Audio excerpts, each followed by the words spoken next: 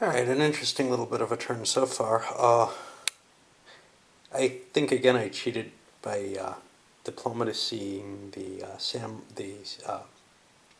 ninja last turn. They're now pro-Oda because they didn't like being diplomatized. I'll let it stand. But the minor allies combined to siege one of their locations. Takeda just really tried to improve their siege. But the exciting thing happened right here, where all of the Mori, well, two of the Mori daimyo got together, and they attacked that huge stack of Odas. But they had two cards in their hand to help them.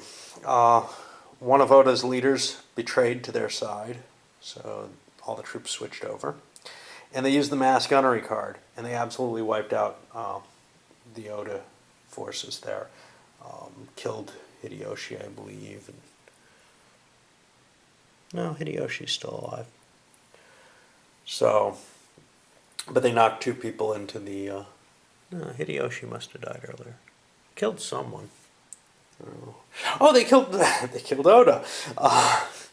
Yeah, and his son will be arriving, assuming that the game lasts there, or that their clan lasts.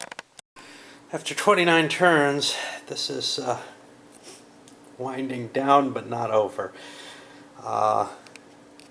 Yakuiki ran in and grabbed the castle, or the space that was in the way.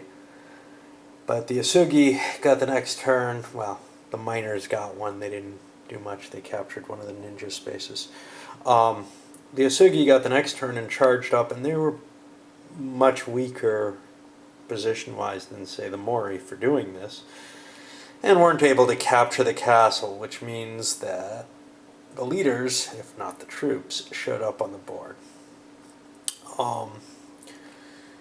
The Mori were starting to have thoughts about trying to set themselves up so that they could attack the Yakuiki and, just proclaim for the emperor and leave for the shogunate themselves, and leave the Oda in the game, as it were. But the end of turn marker came up, so I'm not sure what's going to happen there. After turn 31, the really major things that happened: the Asugi reinforced themselves. The Oda moved around a bit, and they started well, not much. They started building Azuchi Castle, which apparently they don't have to be in supply to do. Their goal here is, if they can build another castle, they're back in supply and they can start building troops again. But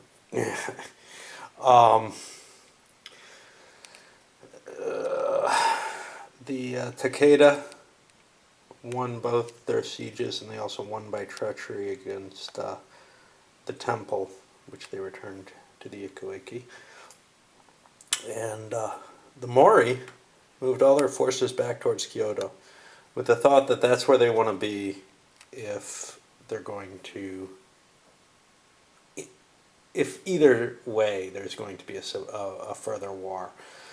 They haven't decided yet where they're going, but they definitely want to be near there and able to deal with the Yakuiki, or able to have their support. So the die is cast, and it's now a 4-player game. The Mori chose to make their attack on the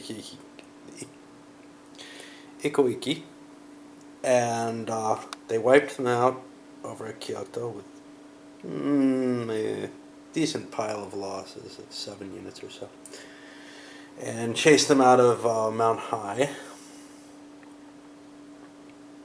which I can find somewhere here, right there. And now I've got it set up. So what I did was I split the hand of cards that the anti-Oda faction had and gave some to each of the different factions. And then, of course, Oda's still around.